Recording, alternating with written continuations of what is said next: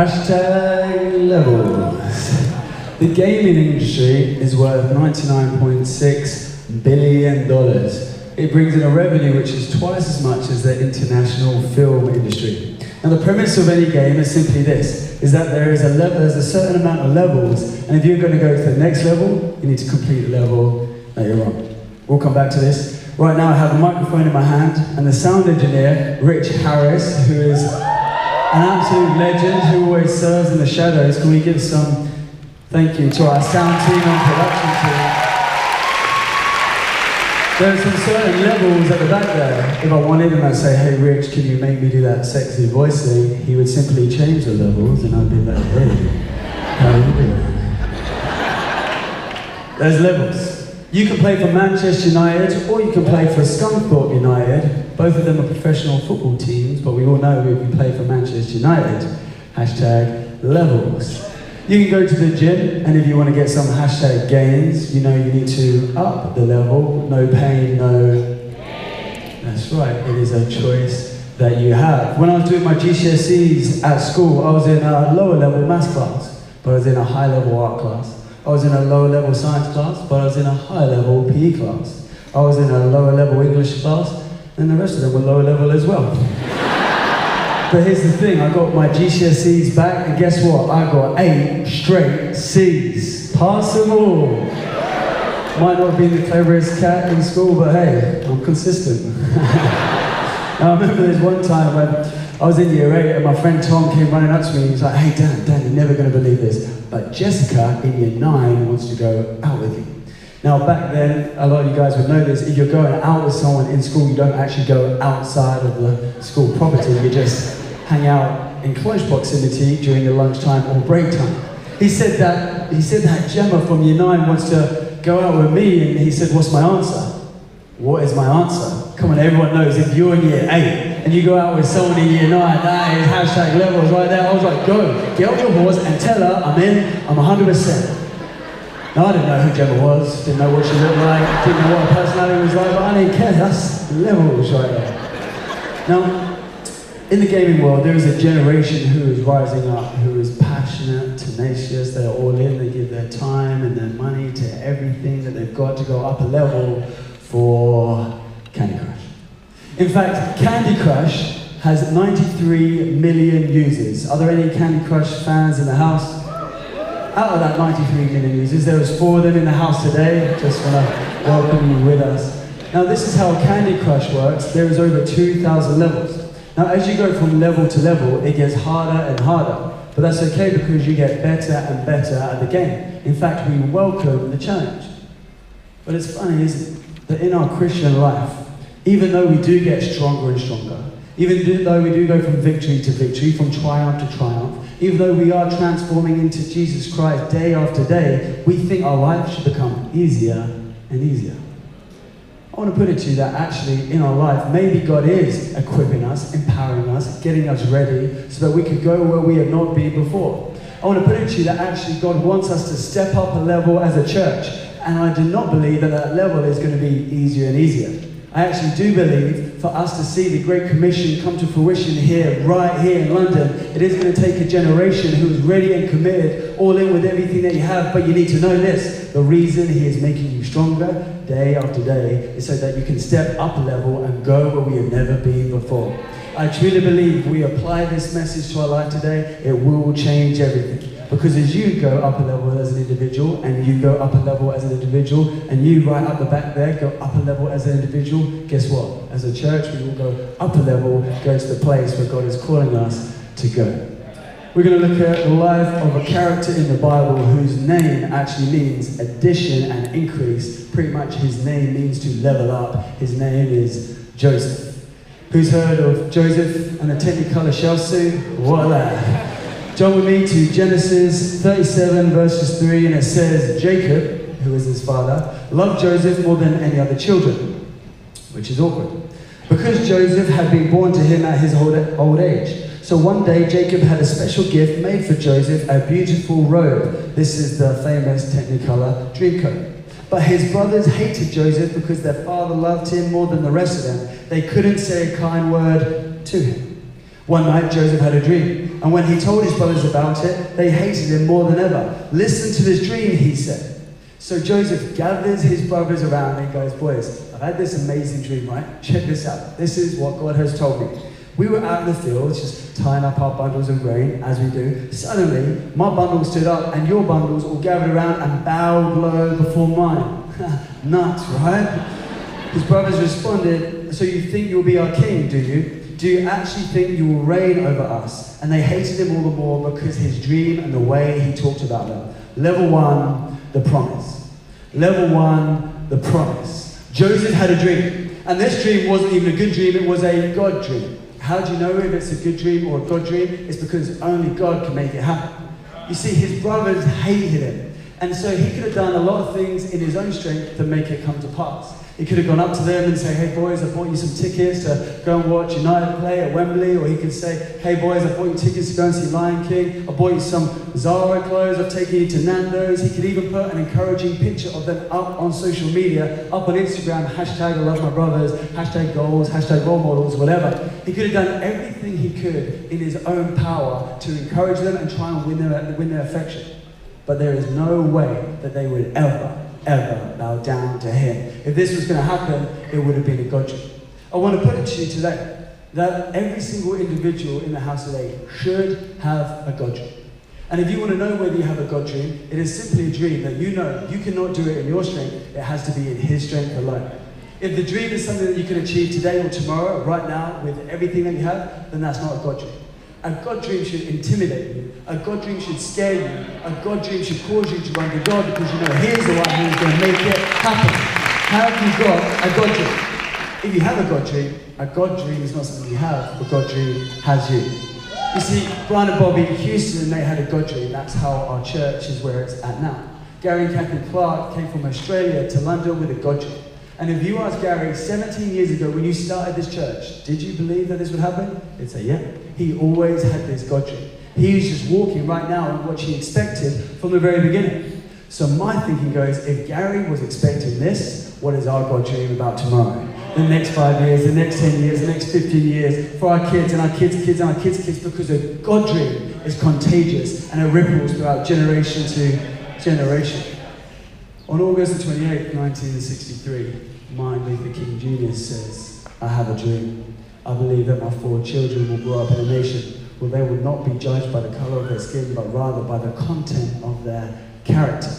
Martin Luther King Jr. had a dream that was so contagious that it not only changed the nation, it changed a generation, and then another generation, and another generation. I truly believe that is what our God dream should look like. Something that is bigger than ourselves. It's more than our name and our fame. It's not about us. It's about what God wants to do in you and through you. If you're sitting here today and you're like, I do not have a God dream, then this is what you need to do. Spend time with God. He is the original imaginator. God made the heavens and the earth with no Pinterest board. He just came up with it himself. And we are connected to this unlimited supply of imagination. So all you need to do is spend some time with God and say, God, what do you want to do in me and through me, in my sphere of influence? What do you want to do with my friends, my family, in my workplace, my school, my university, and then start dreaming. The only thing that is capping God's possibilities is your imagination. In fact, I don't believe that the computer companies of today, the toy companies of today, the entertainment centers of today should be the leaders of imagination, should be the leaders of creativity. I believe the Church of Christ should be the ones with these radical, audacious, crazy dreams which scare us, but that's okay because we know we are connected to the one who's going to make it happen. Have you got a God dream? If you've got a God dream, you will give up everything from it. You'll move from city to city, from nation to nation. You'll sell stuff, you'll give away possessions, you'll even get a job. You will wash dishes because you know you are not doing it for a paycheck, you are doing it for a calling, you are doing it for a God dream. A God dream changes everything. So my question is right now, do you have a God dream? And if you don't, that's all right, because I truly believe that by the end of the service, God is going to put something in your heart which is so scary, so intimidating, that all you can do tomorrow is run straight to Him, because you know it's in Him everything becomes a reality. So Joseph is in this level where he's got this dream, he's his father's favorite, it's all going so well, but things change and he actually goes down a level. Let's pick it up and see what happens. You see, his brothers hate him, and this is what it says in Genesis 37 verses 19. Then they said to one another, look, this dreamer is coming. Come therefore, let us kill him and cast him into some pit. And we shall say, some wild beast has devoured him. We shall see what will become of his dreams. Level 2, the pit. If you want to know whether your God dream is actually a God dream, you should expect some haters. You should expect some opposition. The devil comes to kill, steal, and destroy. In Peter 5 verses 8, it says, the enemy is like a lion who prowls around seeking to devour his prey. If you have a God dream, expect some opposition. The opposition Joseph faces is his brother, and he gets put in a pit. He's being faced with rejection. I would love to say that when you're going from level to level, all for his glory, that you can bypass the level of rejection, that there's just a special code that will just allow you to skip it so you don't have to experience it, but that's a lie. Martin Luther King Jr., he faced rejection. Jesus Christ brought heaven down to earth, he faced rejection, and there is no way that you can actually bypass rejection. It is a level that you actually have to go through if you actually want to step in to everything God has for you. My question is this: when it comes to rejection, are you ready or are you running? Are you ready or are you running? See, here's the thing. Fear of rejection stops us from going where God has called us to go. Now, we have this inbuilt desire to want to belong. It's in every single human being. But check this. The fear of rejection is fueled when you go after popularity, but the fear of rejection is overcome when you go after community. When you seek popularity, just to be in the cool club, to be cooler, slicker, smoother, to be part of the in crowd, then that will fuel your fear of rejection. But if you hang out in community, you watch how God will enable you to overcome the fear of rejection. Now, if you're here today and you want to know whether you have the fear of rejection, you are clingy, obsessive, you're controlling, you hold tight to the people that you really want to be with, understand that the tighter you hold them, the more you're actually pushing them away. You suffer with anxiety, sadness, depression when you start thinking about your social circle. You're the person who walks into the room and you can't see any of your mates and you go straight to the bathroom, even though you don't need to go. Then you come straight out and still don't see anyone you know, even though you could go up to someone random and have a conversation which might lead to some collaboration, which might lead to something which changes your life forever. You just pass them by and then just sit down on your chair and then you go straight on your phone to social media, and this is the fuel of fear of rejection. Because you start looking at everyone else's highlights. You start looking at what everyone else is doing. Every moment you spend looking at what everyone else is doing, you're missing out on what God wants to do in your life. You start thinking, well, look what they're doing, look at that. Why wasn't I invited there? See, here's the thing. You might have been hanging out with your friends, with your entourage, with your crew, and you're having a conversation about what you're doing in the evening. And they might have asked you, and you're like, me? I'm just hanging out with my friends at Ben and Jerry's, just going to watch some Netflix, we're just going to put on some Stranger Things and just chill out. Then you go on social media just before you put on Stranger Things and you see your friends, they're having a barbecue. They didn't tell you that they're going to barbecue, there's jerk chicken and everything. You didn't know about this barbecue. And then you start thinking, fear of rejection sets in. Why wasn't I invited? Don't they like me? Am I not funny enough? Am I not cool enough? Am I not trendy enough? Do they hate me? And then the fear of rejection takes control up here. See, the truth is, it was something so simple, you told them that you weren't going out. But because you're sitting there looking at them and you didn't get the invite, you are now held back by rejection. Church, I tell you this because just in my observation, I feel like we have become a super sensitive generation. In fact, they've even called us the snowflake generation. And our super sensitive generation is fueled by the fear of rejection. And what happens is we are sensitive in all areas. I don't know, someone didn't text us back, we feel rejected. Someone didn't invite us to the party, we feel rejected. Someone didn't smile at us in the foyer, we feel rejected. Here's the thing, church, if you are ever going to overcome the rejection out there, you need to be able to deal with the accidental rejection that happens in the house. There is always going to be things where people say things and people do stuff and it offends you, right? And if you are super sensitive, what you're doing is you're limiting yourself because fear of rejection has taken over. But if you start realizing that actually greater is he who is in you than he who is in the world, 1 John 4 verses 4. If you realize Psalm 139 that you are fearfully and wonderfully made. If you realize Ephesians 2 verses 8 that you are saved by grace, and 2 verses 10 that we are his masterpiece, and you have an understanding that no matter what people might say about you, you know who you are, then you will actually face rejection and you will overcome rejection rather than being overwhelmed by rejection. Every day you have an opportunity to practice this. Because every day you will face some form of rejection. But if we can't deal with the little offenses in our house, then how are you ever going to deal with the big stuff that happens outside our house? This is the time for us to know who we are in Christ. This is a season for us to be stronger than ever. Because if you get through this level of rejection, you go up and you step up. Let's just see what happens. Turn with me to 39 verses 1. The brothers didn't actually end up leaving him in a pit. They actually sold him to some Ishmaelite traders. We pick up in 39 verses 1. It says, when Joseph was taken to Egypt by the Ishmaelite traders, he was purchased by Potiphar, an Egyptian officer. Potiphar was captain of the guard for Pharaoh, the king of Egypt. The Lord was with Joseph, so he succeeded in everything he did as he served in the home of his Egyptian master. Skip down to verse 6. So Potiphar gave Joseph complete administrative responsibility over everything he owned. With Joseph there, he didn't worry about a thing except what kind of food to eat. Level 3, Potiphar's path. Joseph is a slave. But he's a slave and he's not sitting in the corner doing the little. He's not sitting in the corner just feeling sorry for himself. No, he has stepped up with a level of excellence. He is serving and now he's being noticed and now he's put in a position of authority. And all Potiphar has to worry about is whether he's getting in a Chinese or an Indian. That's how good Joseph is changing the game. I want to put it to you that actually we are called to live like Joseph. The question is, why did Joseph do this? Was it because he was after possessions? Was it because he was after a higher position? Was it because he wanted stuff? The answer is because that's who Joseph was. I remember 2 years ago I was in Brazil and we got lost in this little village and I said to my mate, well, how are we going to get to our destination? He said, it's all right, mate. We're in this place that loves to give directions. I said, you know what, mate? No one loves to give directions. Mate, come to London. A man can be standing next to Big Ben and you can say, excuse me, mate, do you know where Big Ben is? And he's like, Big Ben?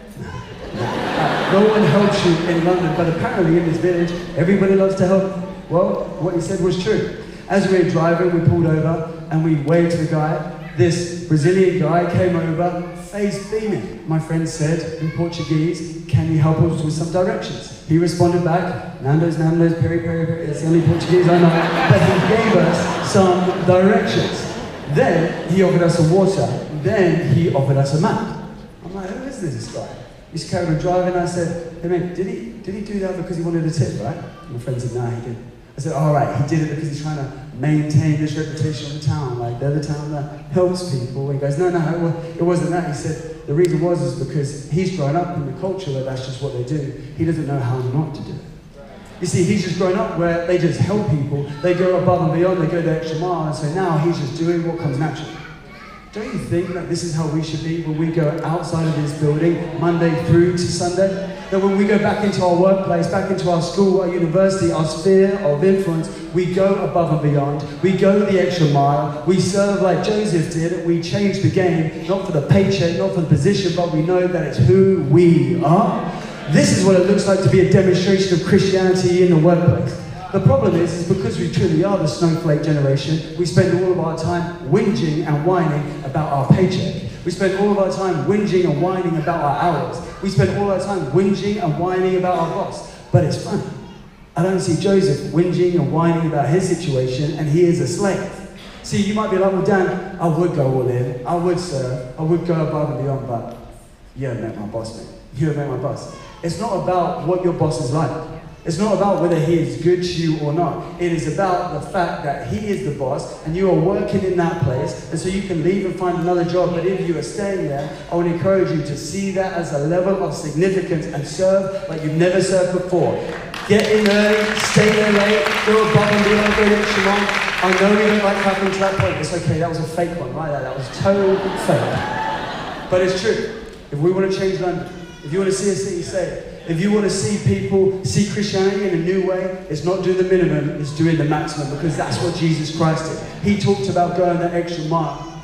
Wouldn't it be amazing if all the employers of London got together one day and they were just chatting about, where they hire people from, this agency or this university, and then they were like, oh no, but I hire from Hillsong. Like, I heard from Hillsong, and a lot of them, they don't have the qualification, trust me. Some of them, they don't have all the skills, trust me. But what they do in the workplace, the culture that they bring, they turn the whole place upside down. Trust me, you want to hire from Hillsong, that little place on the corner of Tottenham Court Road.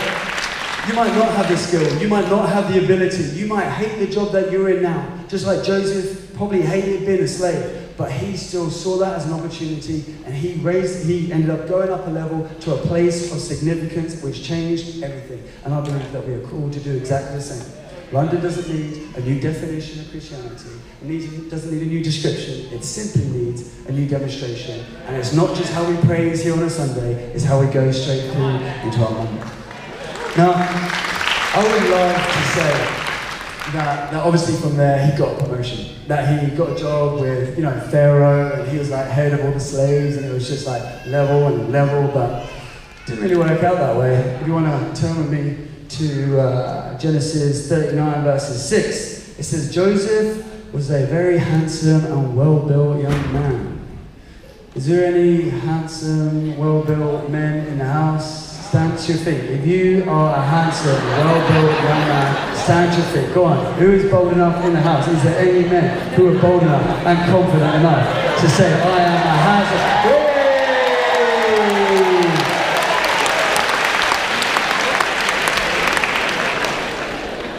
Yay! Doesn't even matter if you are or if you're not. You're going home with a girlfriend.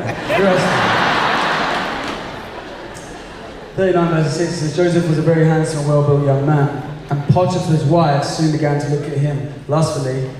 Oh no, come sleep with me, she demanded. But Joseph refused. Good lad. Look, he told her, my master trusts me with everything in his entire household. No one here has more authority than I do. He has held back nothing from me except you, because you are his wife. He's like, hello, you are his wife. He's making it plain as day. How could I do such a wicked thing? It would be a great sin against God. She kept putting pressure on Joseph day after day, but he refused to sleep with her, this guy. And he kept out of her way as much as possible.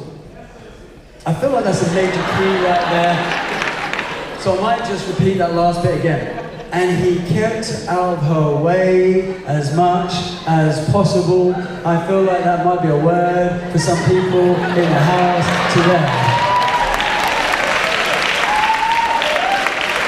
You've written that one down. Hope you screenshot it. Hope you're getting it tattooed tomorrow. That will change your life.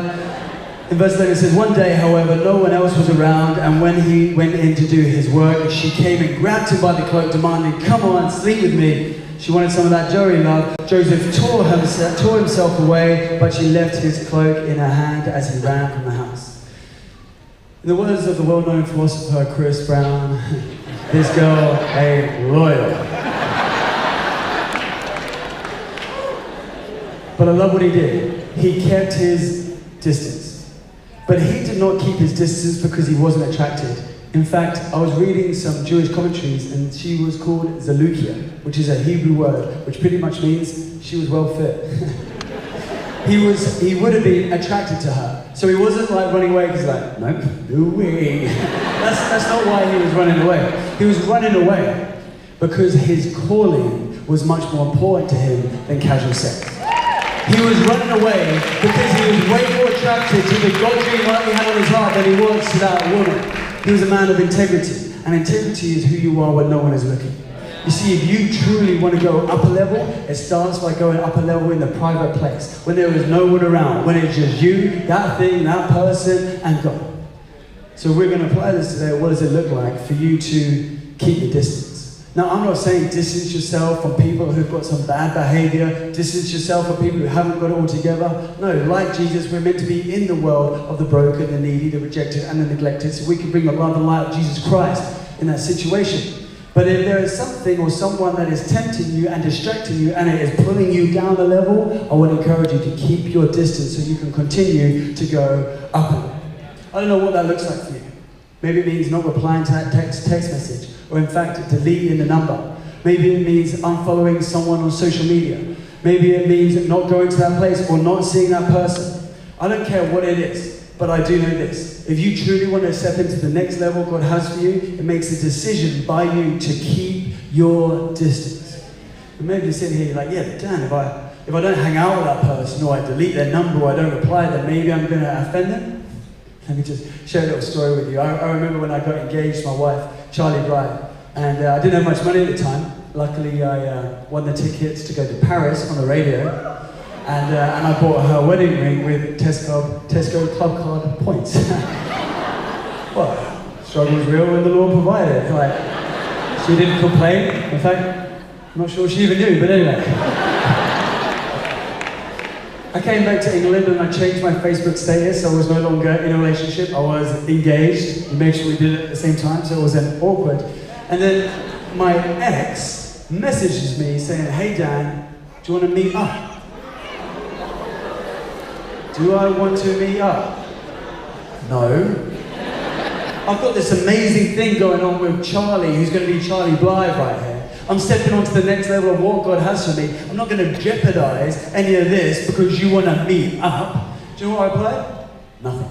Didn't even give an emoji, nothing. I just ignored it. Because I'm never, ever going to miss out on what God has for me because some temptation or something is trying to get it. I believe we need to raise up as a generation and keep our distance. And even if it does offend them, well, I'm offended, you don't want to hang around me anymore. Fine. Joseph offended Potiphar's wife. He wasn't like, "I'm really sorry. It's not you. It's just, he didn't care. He's like, no, and then he ran. He would have offended Pot's wife, but he didn't care because of the calling. Who cares if you offend someone who's trying to pull you down? Just give them the notes from that second point, rejection, and then it'll be happy days. They'll overcome it. Now here's the thing. Balcony always gets hit at. There's like a lag time out there. So here's the thing, right? You would think that because Joseph had made the right decision, that it's all going to work out for good. You would think that now God's just going to step in and it's all going to be exposed and the truth will come out, but truth is that it doesn't. In fact, what happens is, because she has his coat, she shouts, "Rape." She shouts, God, he raped me. Whoever says the Bible is boring is definitely not reading this thing. This is like EastEnders. This is awesome. Look, this is a response from Potiphar, who is the husband. He says this. Potiphar, this is Genesis 39 verses 19. Potiphar was furious when he heard his wife's story about how Joseph had treated her. So he took Joseph and threw him into the prison where the king's prisoners were held, and there he remained. He was on this high level, going to go into great things, but now he's made the right decision and it looks like he's in the wrong place. It looks like he's being demoted, he's down a level, not gone up a level. But here's the thing, physically he has gone down a level, but spiritually he's gone up a level. Externally he has gone down a level, but internally he has gone up a level because he has kept his integrity intact, and that's the sort of people God is choosing to put in a position of influence. Because he sees you in the private place. But before he gets to this place of influence, he is now in level number 4, which is the prison. Now the prison is a place where it is a place of darkness and it is a place of pain. No one wants to be in prison. And it's funny because we will always have moments where we are in the prison. I don't know if someone told you that if you're Christian, it's going to be easy peasy, you're not going to have any problems, not going to have any trials, it's just going to be, up a level. That was a lie. The truth is that you still go through the same things, but greater is he who is in you than he who is in the world. You will face pain. But the problem is that we think Christianity, the person who has blessings, right? God does bless us and he does provide for us, but we think the person with the good job, the person with the house, the person with the car, the person with a little shiny bit in the tooth, they are highly favored. Oh, what are they doing? They must be fasting and praying 24/7. Oh, what will they have? And the person who is struggling, the person who doesn't seem to have the provision for that season, we're like, must be doing something wrong. That is fake, and that is false, and that is not real in the Bible. God will always provide for us, but you've got to understand, he will provide for you in the prison. He is always with you, he never leaves you, and he never forsakes you. He just wants to know that you're going to trust him in the prison as well as in the place of providence. Let me tell you what happens. 39 verses 21. But the Lord was with Joseph in prison and showed him his faithful love. God will always show his faithful love to you wherever you are. So let's not think that the stuff, the external, is a sign that God loves us. No, you might have £1 million or you might have no pennies. Whatever your situation is, you are loved and he can use you in that situation. It says here, and the Lord made Joseph a favorite with the prison warden. Before long, the warden put Joseph in charge of all the other prisoners, and on everything that happened in prison, the warden had no more worries, because Joseph took care of everything. The Lord was with him and caused everything he did to succeed. The Lord was with him and caused everything he did to succeed. Do you know what I love about this? Is that he is in a place of pain. Now, most times when we face with pain, we give up. We're like, I'm not doing this anymore. We quit. We're like, I'm out of here. But what you got to understand is that the level of pain, if you truly trust God here, this is where he makes sons and daughters who are going to go on to do things of significance for his glory. You know, the truth is that the other week I was watching this video of myself preaching. Awkward, isn't it? But it just came on the Hillsong channel, and I promise you, like, they don't tell us when it's on. I was like, oh, and I'm like, oh, yeah, it's me. And it was so embarrassing. I didn't realize my voice sounded like that. And, you know, it wasn't the best thing, but anyway, I said this point, and I said, this was in 2016, May, last year. I said, 2017 will be my best year yet. Do you know why? Because it has nothing to do with what happens to you. It has everything to do with what you allow God to do through you. I was preaching and I was saying, look, if you just trust God through the pain, if you just trust God with the storm, you're not going to the storm, you're going through the storm. I said, the fruit doesn't grow on the mountaintop, it grows in the valley. I preach all this stuff and I'm like, preach, that's all right. That was, I was encouraging myself, but here's the thing. When I said that in 2016 May, I felt so blessed at the time. Everything was going so well in all areas of my life. It literally was blessing on blessing. I remember we'd sit up there with Charlie. I'm like, babe, how good is this? She's like, I know, I can't believe it. Don't change anything. Keep doing what you're doing. Like, it's working. But here's the thing. 2017 May, I stand here before you, and I've got to be honest with you. This year has been my hardest year yet. In different areas of life. I'm not saying that for your sympathy. Trust me, I'm good where I am right now. And I'm not going to say what I've gone through or anything like that, because the moment you do, it becomes comparison. For many of you in the room, you would have gone through way worse, and for some of you, you haven't, and there's no point in me saying what I've been through, but here's the thing. I know today, this year, it has absolutely sucked.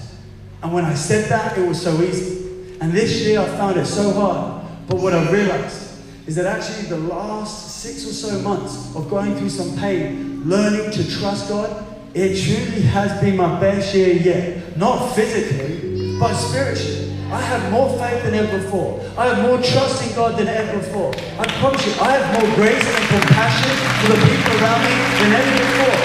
I'm so grateful for where I am and what I get to be part of. And you might think, oh, damn, don't you just want God to take the pain away? No. You want the pain to stay, because if you go through the pain, that's when the miracles start to happen. See, I used to say everything that God has for you is on the other side of fear. But fear is just an illusion. Fear is fake. Fear is F-E-A-R, false evidence appear real. It's all in your mind. On the other side of fear is pain. And pain hurts. Pain is real. But if you make a decision when you're in the pain, when you're suffering, when you're going through it, to still trust God and still praise Him and still do things for His name and His glory, that's when you will go up a level in the inside. See, when you go to the gym to get some gains, you go there and your pain is dictated by you. It's dictated by the level that you put it on. So you can go to the gym and not even break a sweat because you haven't put it on a high level. But if you want to increase, if you want to go up a level, you need to put on some pain so that that process will allow you to progress and step up and enlarge your capacity so you can deal with the pain and go on a higher level. It is the same in life. If you keep running away from pain, if you're in this situation and you're like, I'm not serving, I'm not doing anything from God, God, I'm just going to sit here and just wait for you to do a miracle, you'll be waiting a long time. Because do you know what Joseph did? He went into that prison, and although it was a place of pain, although it wasn't a good place, he still served because he knew the God dream was still alive on the inside. He saw 2 fellas standing in the corner, and they had a miserable face. So he went up to them and he said, why the miserable face? I think that's the major key right there. If you want to know how to overcome your pain, take your eyes off yourself and start focusing on the pain around you. You find if you step into that situation, God will use you to bring healing and transformation, and that will actually set you free of your pain. Because that's what happened with Joseph. He says to them both, he goes, what's wrong? They said, we've had this dream, but we don't understand it. We don't know what it means.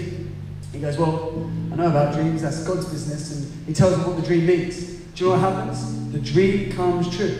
Now, one of the lads was a cupbearer, and he gets out of prison. 2 years later, Pharaoh has a dream, but no one can tell him what the dream means. No one in the whole of Egypt.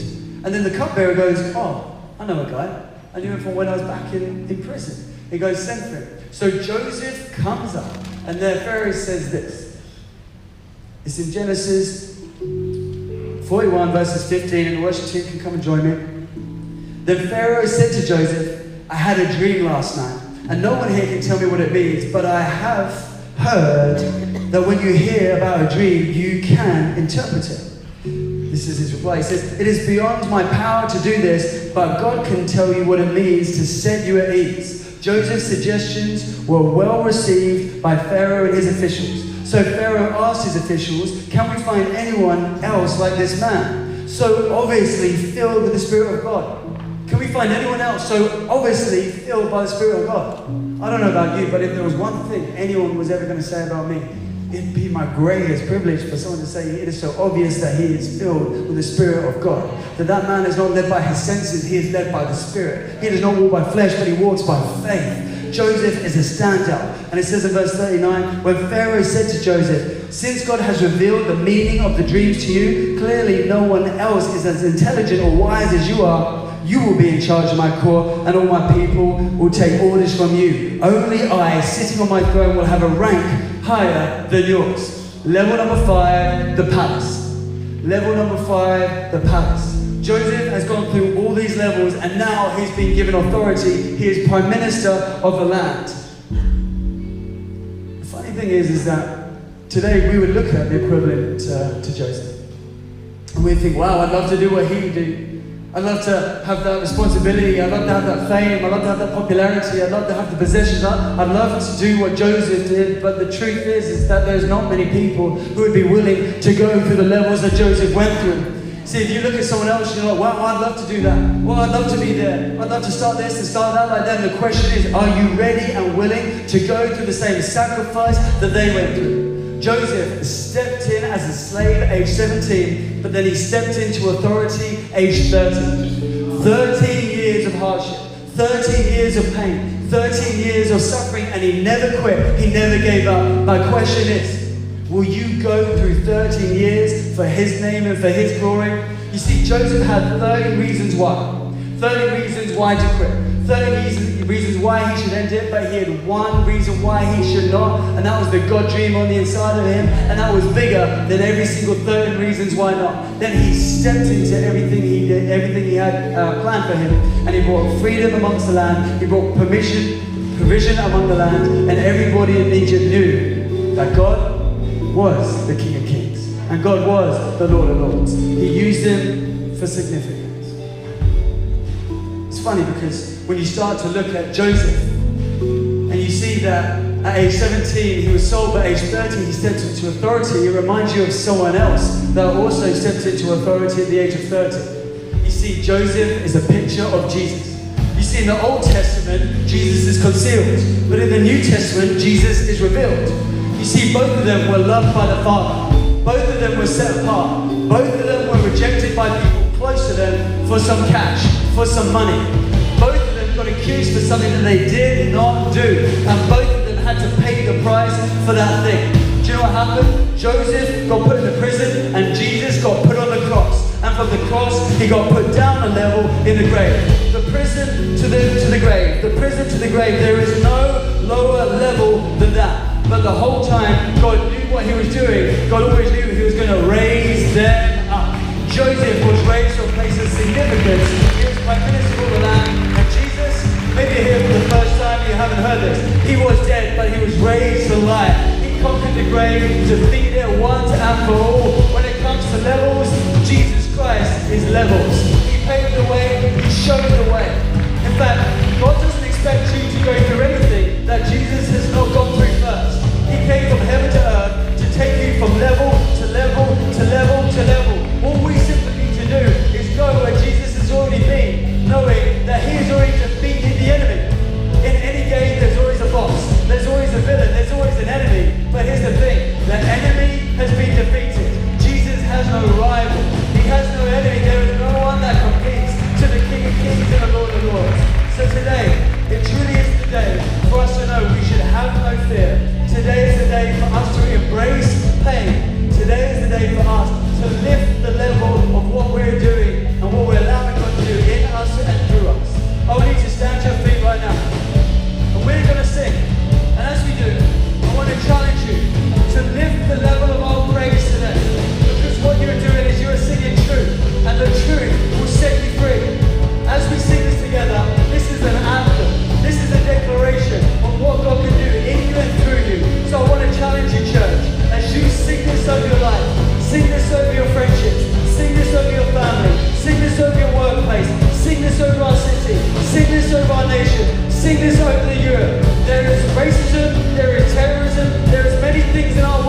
And it needs a generation who are going to be ready to step up a level, to have a God dream, and to go where we have not been before. Let's sing this together and declare it over everything we're doing. Come on.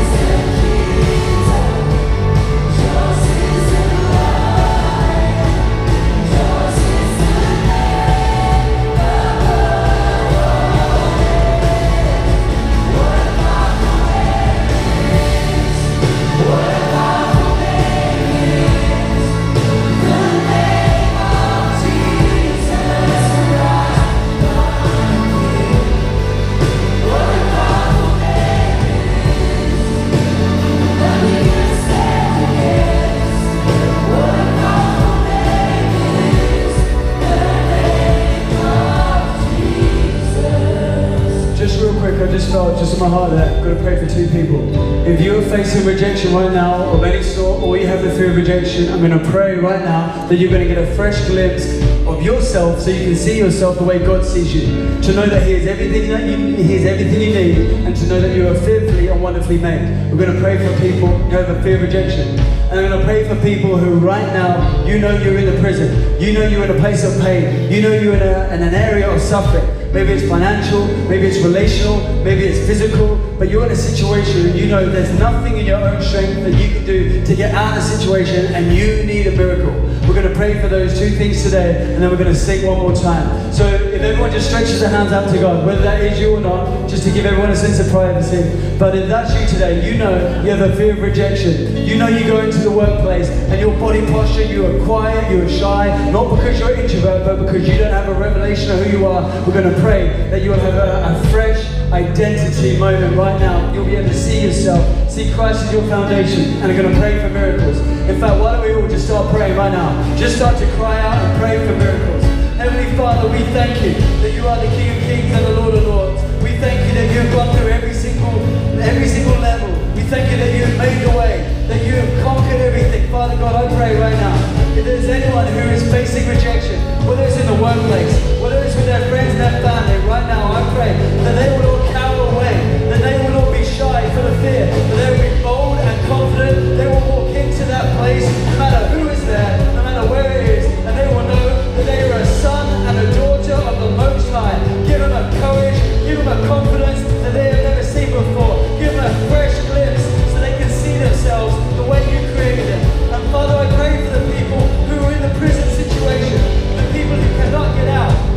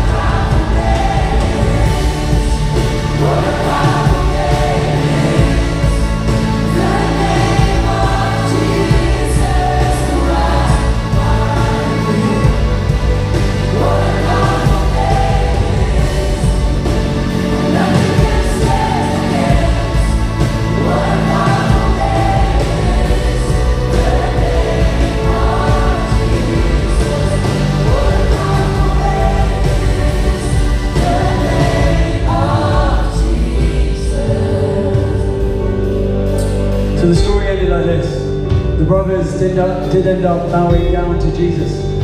It came true, but he didn't take his revenge. He actually blessed them, and he loved them, and he included them, he forgave them. Why is this so significant? Because the God dream was all about forgiveness. The God dream was all about grace, and that is the main parallel between Jesus and Joseph. It is grace. That is why Jesus came from heaven to earth. He was living on one level, came down to earth a whole nother level. Why?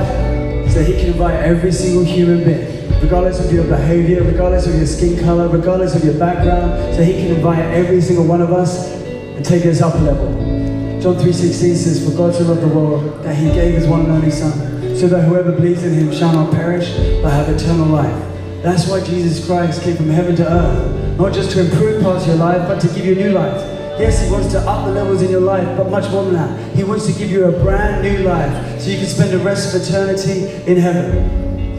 If you're here today, and you don't know what level you're at in terms of your relationship with Jesus, like maybe you're on a level where you know you're in a relationship with him, we're singing these songs and we're hearing the message and you know what this is all about.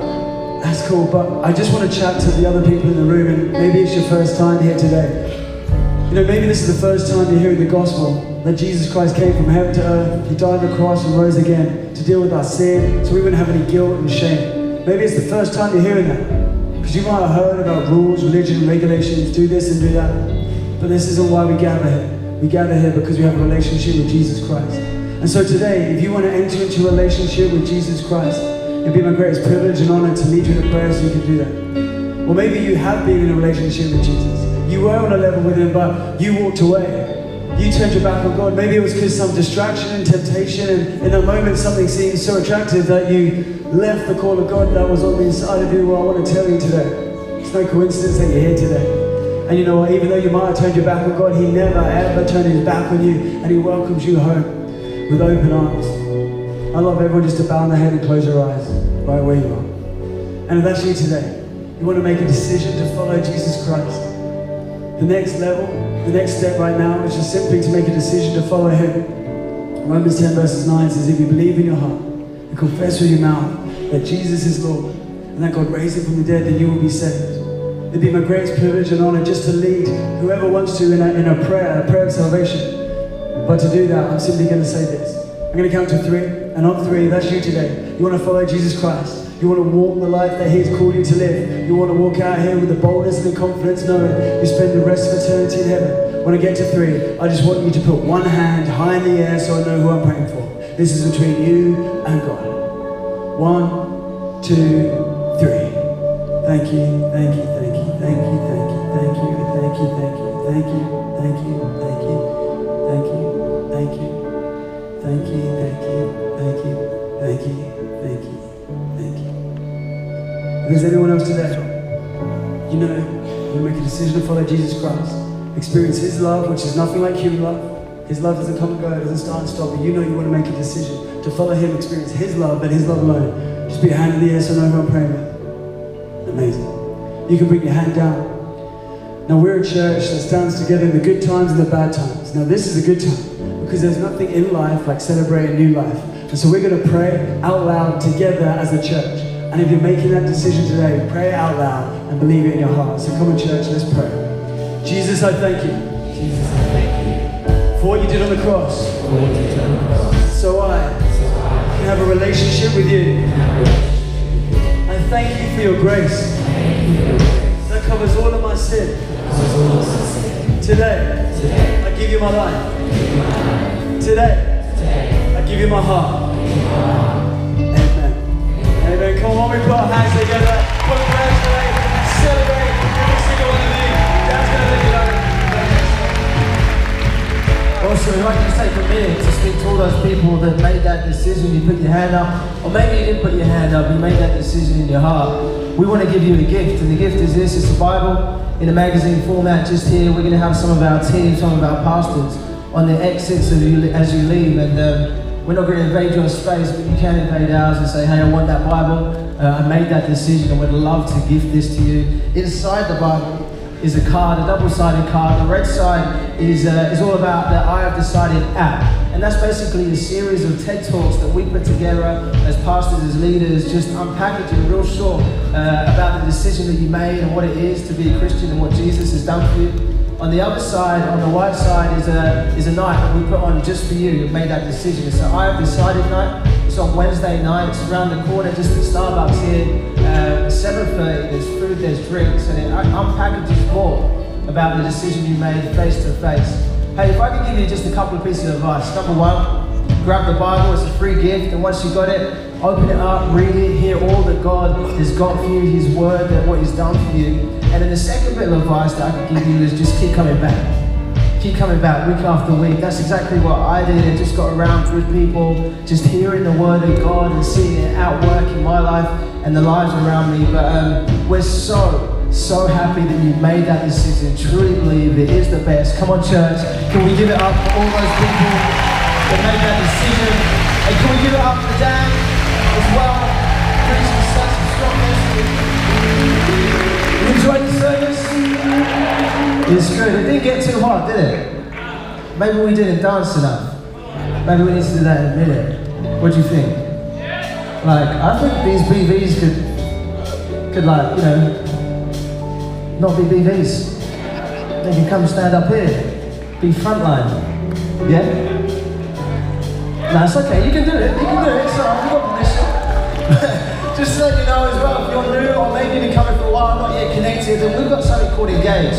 Engage is straight after this service. It's Starbucks on the top floor. There's food, there's drink, there's team, there's pastors, and we're just going to be letting you know about how you can get more involved, how you can get connected, let you know about groups and teams. It's a great place to go.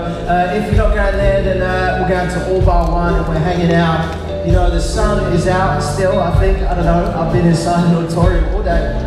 So I don't know, we're praying for God that the sun is out. But if it's not, then we can go in the bar.